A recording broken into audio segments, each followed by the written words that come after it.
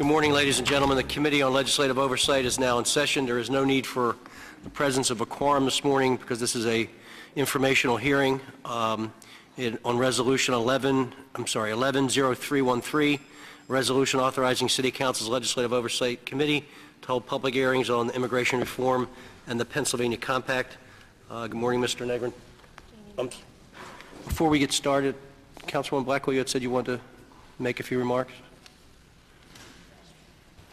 Mr. Chairman, we wanted to thank you for your leadership in this area.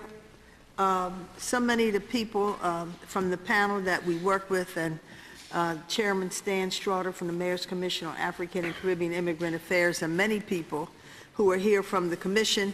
This is such an important issue, and I commend you and the committee for your willingness to take up this issue, and certainly want to support you and this hearing and those who are testifying in any way we can. Thank you, Thank you. Councilwoman. I appreciate that. Good morning, Mr. Managing Director. Please identify yourself for the record. Good morning. My name is Richard Negrin. I'm Managing Director and Deputy Mayor for Administration and Coordination for the City of Philadelphia. Would you like me to begin my testimony? Please, thank you. Thank you, Councilman Kenny and members of the committee. I am here to testify on resolution number 110313 relating to immigration reform and the adoption of the Pennsylvania Compact. Philadelphia, I believe, is the next great international city, a destination city for world travelers, tourists, and those looking to make a new life in a great American city. A 2008 Brookings Institute report characterized the Philadelphia metropolitan area as a re-emerging immigrant gateway. In fact, since 1990, this region has witnessed a phenomenal increase in the immigrant population. As we all know from the 2010 census data, Philadelphia's population increase was primarily driven by our Latino and Asian communities, with a 42.3% increase in the Asian community and a 45.5% increase in the Latino community. Overall, language and ethnic minorities in the city represent roughly 22% of the population. Latinos are the largest language and ethnic minority in the city, comprising roughly 12% of the population, and the Asian community stands at roughly 6% of the Philadelphia population. Significantly, well over 20% of Philadelphia residents speak a language other than English at home. In 2009, the foreign-born were 11.6%, 179,000 folks of the local population. Approximately 47%, or 84,000, were naturalized citizens, but slightly more than half are not U.S. citizens. Approximately 71,000 of the foreign-born entered the city in 2000 or later. Most recent arrivals over the last decade have come from Asia, 35%, the Caribbean and Latin America, almost 30%, Europe at 21%, and then Africa and other developing nations. New immigrants to the city and state are also essential to our economic growth and vitality. According to the U.S. Census Bureau, immigrants comprised 6.3% of the state's workforce in 2008, or roughly 407,000 workers. Additionally, immigrants accounted for nearly 3/4 of labor force growth in Philadelphia between 2000 and 2006, according to a report by the Brookings Institute, and 10% of total economic output in the Philadelphia metropolitan area as of 2007, according to a study by the Fiscal Policy Institute. All this points to one single fact, that the immigrants have only enhanced this great city and state, and they were the reason why Philadelphia bumped Phoenix, Arizona back to number 6 in terms of population. I don't believe it's a coincidence that we surpassed Phoenix as a result of an increasing immigration population. Philadelphia can no longer be viewed with a traditional black and white construct. The spirit of this city and country was born of immigrants, built on a foundation of hard work, fueled by optimism, and bolstered by an unwavering belief that our lives can be better here in America, and specifically here in Philadelphia. That was the case for those who arrived here hundreds of years ago, and it remains true today.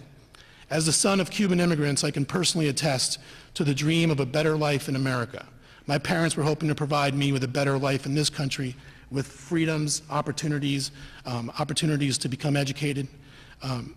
If you've ever had an opportunity to see a naturalization ceremony, the one thing is really clear when you see the faces of the folks who were sworn in as Americans today, that the promise of America is alive and well.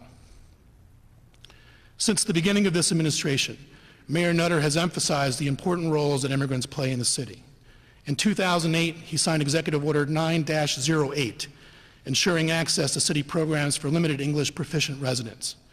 In 2009, the mayor signed Executive Order 8-09, ensuring access of immigrants to all city services.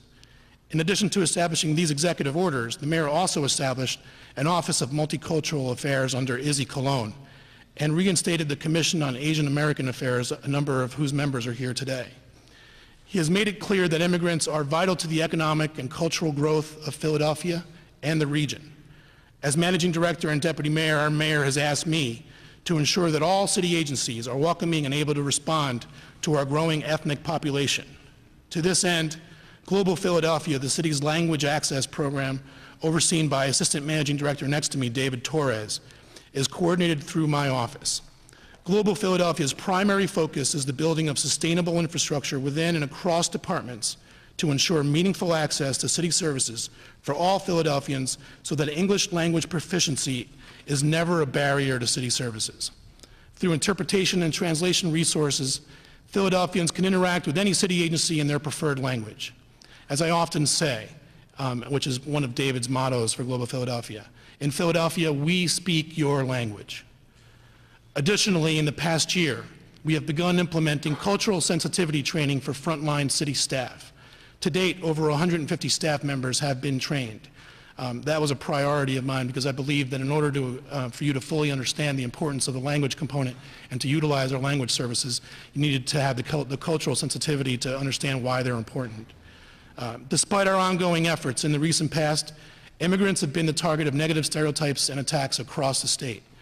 In our own state legislature, there are some 18 bills under consideration that negatively target and impact immigrants and the working poor.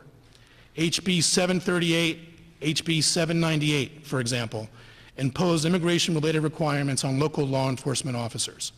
HB 41 and SB 9 would require that access to certain benefits, such as access to health centers, be contingent on the use of a government-issued identification, which has a disproportionate impact on the working poor. Finally, HB 934 would require voters to present identification to vote, which would negatively impact not only immigrants, but key sectors of our citizens, including seniors, the homeless, and racial minorities. There is a rich tradition of regions across our country utilizing voter identification laws such as these to try to suppress the votes of the disadvantaged. Several of these bills mimic a pattern of anti-immigrant sentiment that has dramatically exemplified last year in the state of Arizona legislature when they passed SB 1070. Since then, 16 states have introduced similar bills. While some of these policies are being challenged on constitutional and other legal grounds, the point is that there is now a patchwork of laws throughout the country that is a direct consequence of a broken immigration system. Mayor Nutter has been clear on this issue.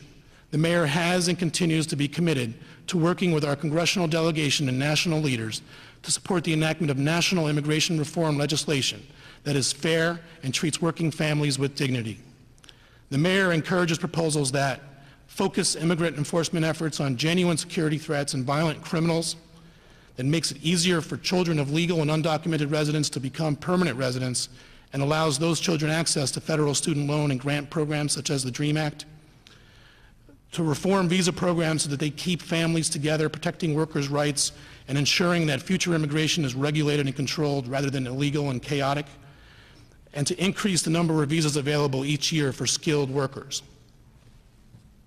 On behalf of the mayor, I applaud Councilman Kenny and Councilwoman Blackwell's ongoing efforts toward making Philadelphia an immigrant-friendly city and support an ongoing dialogue on effective immigration reform and the Pennsylvania Compact.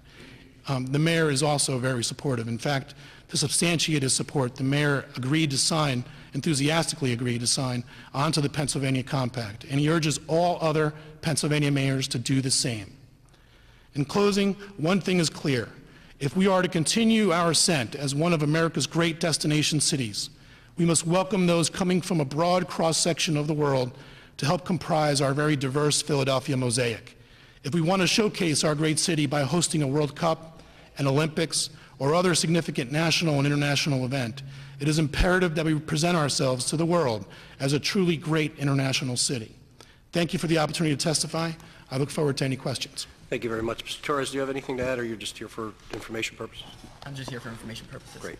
I'm not going to get into this today at length, but on Thursday past, Council passed unanimously a resolution urging the government here in Philadelphia and the District Attorney's Office and the courts to opt out on August 31st of this so-called secure communities arrangement with ICE.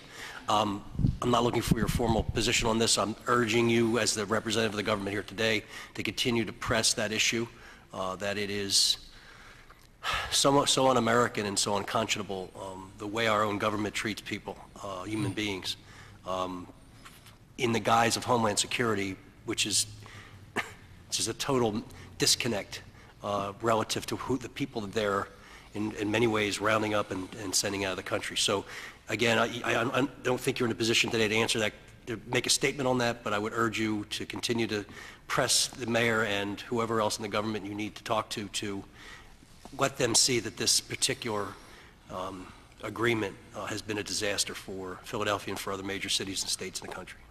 Thank you. I understand your concern. I was a part of some of those conversations last year. It's a difficult issue. I know it's something that we continue to look at on a regular basis. I'm happy to do that. Thank you very much. Any questions for Mr. Negrin? Thank you very much for your testimony. Great. Thank you.